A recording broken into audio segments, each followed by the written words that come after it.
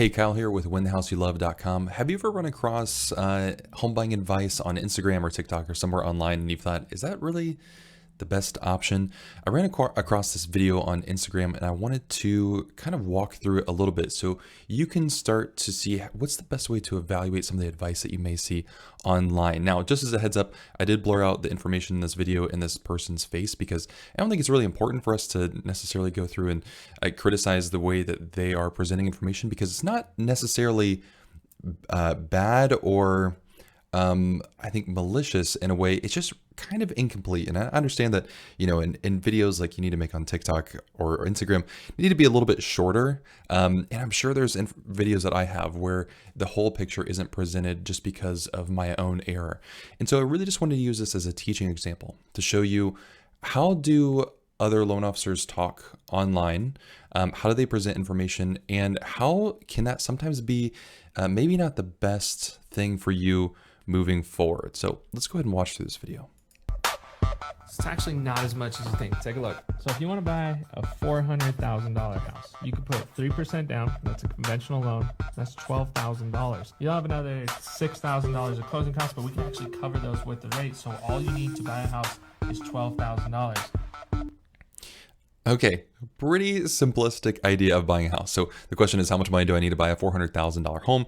And he's basically saying, okay, 3% down. Absolutely true. If you're a first-time home buyer on a conventional loan, the minimum is 3% down. Then he's saying, so that's $12,000. Then $6,000 in closing costs. Now, this is a really rough estimate. Closing costs are really difficult to estimate because they depend on where you're at. The lender that you choose can impact your closing costs. The insurance that you have impacts your closing costs. The title company you have.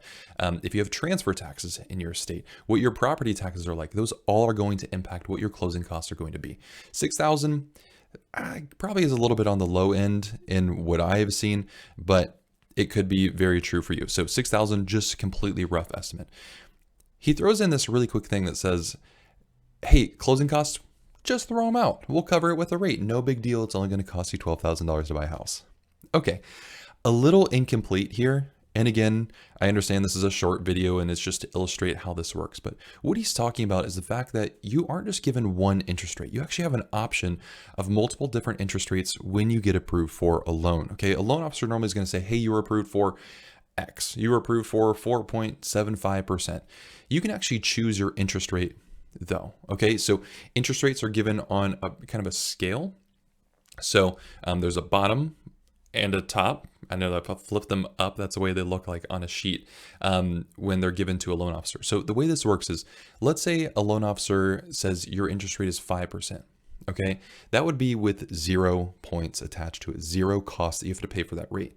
However, you can actually ask for a lower rate, maybe a 4.875%, but then you would pay, think of it like prepaid interest. You pay money up front to get a lower rate. And the opposite is true. You can get a higher rate, maybe a 4.125%, but then the lender gives you a credit. And this is often referred to as a lender credit that you may have heard of. So what he's saying here is, okay, you could get a rate, but we could get a higher rate. And I keep flipping it because that's what it looks like on a piece of paper. I'll do it. Maybe it makes a little more sense for you. Okay, we could get a higher interest rate and then you'll get money back towards your closing costs. And the opposite is true. You could get a lower rate and increase your closing costs. And the lower rate obviously is going to help you save more money on interest in the future. The reason this is just incomplete though is because sometimes I see a lot of marketing from realtors and loan officers, and it seems like the baseline goal, all they care about is marketing. How do we get you into a home, and not considering the long-term impact of some of these decisions? Because, okay, great. Would I like to not have to pay $6,000 in closing costs? Sure.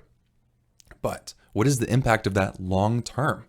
Is that really a good decision to take a higher interest rate to just get $6,000 shaved off of my closing costs? And I created a tool that is designed to help you compare these types of scenarios. I call the LoanClarity Advisor. The link's in the description if you would like to get that. So let's compare a scenario. Let's say we're looking at a $450,000 purchase price, which is fairly common in the US. Feel free to use this tool to change this and tailor it however you'd like. So we're going to use this. We're going to just use some basic estimates in the state of Ohio, change this to whatever you would like for your state. Let's compare two loan options, one with no points and one with a credit. I'm going to even put this in $6,000 credit. Okay. Both of them are conventional loans. Let's say we're doing 5% down on both. Okay, 5% down payment, 22.5. Actually, let's do 3% because that's what he used in his example. Okay. And you know, even for clarity, we can just do, let's just do exactly what he did. Let's do a $400,000 home. That's going to be a lot easier to compare. 3% down, 30 years. If we got no points, we probably could get somewhere around a 4.75% interest rate. This is just an educational example. This is not me offering any interest rate to you.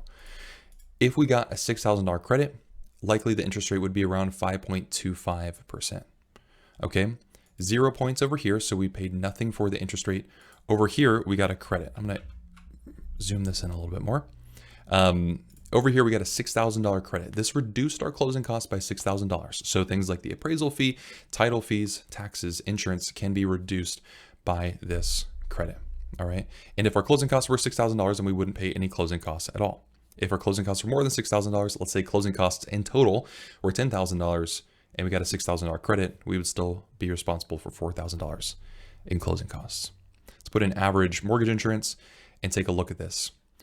So let's say we're looking over 10 years. This is the average time that somebody is in a home. Obviously, the best option is going to be the no points loan. It's going to save us $14,000 over 10 years. Okay. If we look at this over 5 years, it saves us $3,600. Zoom out so we can see this chart a little bit more. And so we can see this break-even point hits right around year 3. So taking the credit is only beneficial if we're going to hold on to this loan for 3 years. The minute that it becomes longer than this is when it actually starts costing us a lot more money. So if you know you're going to hold on to this loan for, let's say, 6 years, which is pretty average for most people, normally they're going to refinance every 6 on average and stay in a home every 10 years, stay in a home on average for 10 years. But if you're staying in a loan on average for 6 years, this strategy, even though it gave you $6,000 up front, actually in the end costs you $5,000. Okay, and of course, if you hold on to that longer, if it's 10 years, it costs you $14,000. If you hold on to it for 15 years, it costs you $22,000 just because you got the $6,000 credit up front. Okay, now we can also look at the monthly payment as well. So if we're looking at let's say year 1, the monthly payment is $119 different. If we're looking at year 5, it's the same thing. Year 10, same thing. Looks like it doesn't really change that much over the term. Okay. So what you really need to do, first of all, to be able to compare these, you need to talk to a loan officer to see what kind of interest rate you could get and what kind of credit would be offered there. And this really is a good thing to look at when you are getting approved for a loan, is considering, what kind of options do I have with my interest rate? Could it help me save some money up front? But ultimately, when you see things online like this, or when you're comparing mortgage quotes, you really, really, really want to make sure that you understand the long-term impact of some of these decisions. Where I don't think this advice is necessarily bad, it's just incomplete. We can look at both sides. We can look at paying points, paying money up front to get a lower interest rate and what kind of savings that would create, and the opposite, getting a higher interest rate and getting credit towards our closing costs. We just have to make sure, is this something that fits into the long-term plan? Because so much in the real estate marketing world is around, how do I get you into a home as quickly as possible and as friction-free as possible? And so we see a lot of, at least I see a lot of marketing that just is oriented around how do you pay the least amount up front, when that has long-term consequences. Now, on the flip side of this, I am kind of hesitant to say that too, because with what's happening in the housing market in general, with home prices increasing and it getting more difficult to save for a down payment, I also understand that sometimes you need to be able to have easier access to get into a home as it gets more and more difficult. Because, for instance, 2 years ago, if you were looking at buying 2 years ago and you still didn't have the money saved that you needed to, and you said, we're going to wait a couple of years to save more money so we can qualify for a home, you missed out on a lot of appreciation.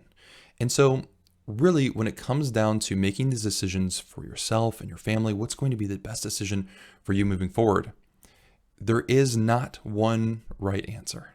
Unfortunately, that doesn't exist. I know we all want to have someone just tell me the right answer. What's the right thing to do?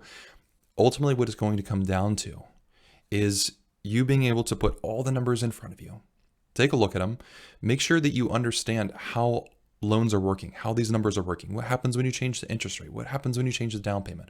What happens if you bid $10,000 over what you thought you were going to buy a home for? Understand these long-term impacts and the short-term impacts. Consider everything in front of you as much as you can. Then you're going to be able to make a better decision moving forward, having all of those numbers, rather than someone just saying, here's what you should do, and then you find out the effects of that after you purchase a home 5 years later, and then thinking, oh man, that's not really what I wanted to do. Home buying is really just an exercise in trying to get as much information as we possibly can in front of us. That way we can make a better decision about it moving forward.